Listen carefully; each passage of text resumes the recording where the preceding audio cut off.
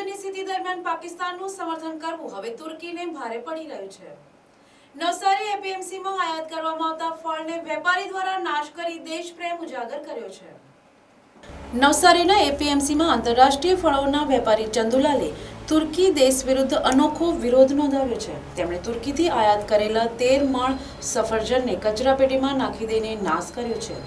આ પગલું ભારત પાકિસ્તાન વચ્ચેની તંગદિલી દરમિયાન તુર્કીએ પાકિસ્તાનને આપેલા સમર્થનના વિરોધમાં લેવામાં આવ્યું છે।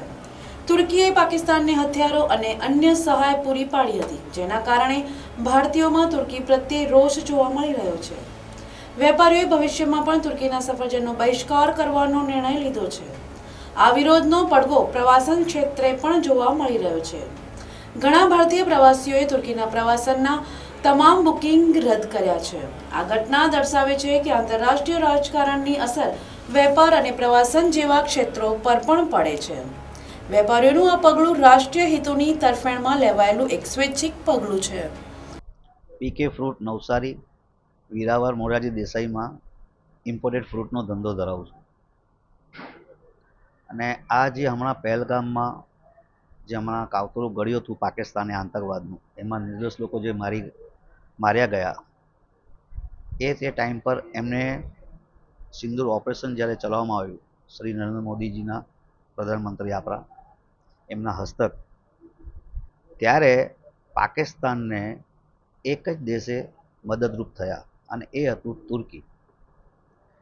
એ એવો દેશ જેમણે પાકિસ્તાનને સપોર્ટ કર્યો, જે પાકિસ્તાન આતંકવાદનું નેટવર્ક ચલાવે છે।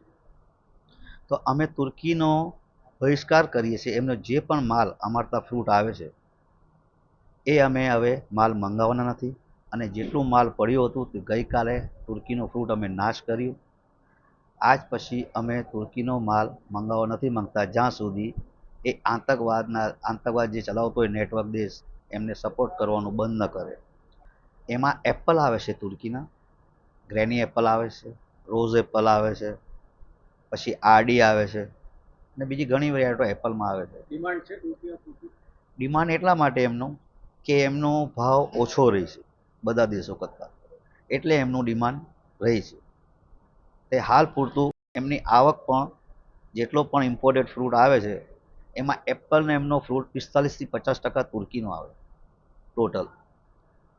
પણ હાલ પૂરતું અમે તુર્કી સાથે વ્યવહાર કરવાના નથી અને વેપાર કરવાના નથી અને અમે અપીલ કરીએ છીએ જે લોકો ટુરિઝમમાં જાય છે એ લોકોને પણ અપીલ કરી છે કે ભાઈ તમે ટુરિઝમ તરીકે તુર્કી ના જાઓ, બીજા કોઈ દેશે જાઓ। કેમ? એનું કારણ એક જ છે, એમને જે ટુરિઝમનો પૈસો આવે છે અને જે એ વેપાર કરે છે એમનો જે પૈસો આવે છે એ પૈસાનો તુર્કી આપણા દેશના વિરુદ્ધ જ દુરુપયોગ કરતો છે।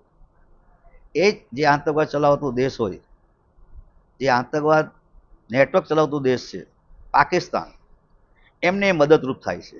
એટલે મહેરબાની કરીને બધાને આગ્રહ છે કે તુર્કીનો માલ, ફ્રૂટ, માર્બલ, એ ટુરિઝમનું એ બધું રદ કરો।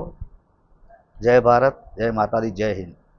Bureau report, NTC news, Navsari.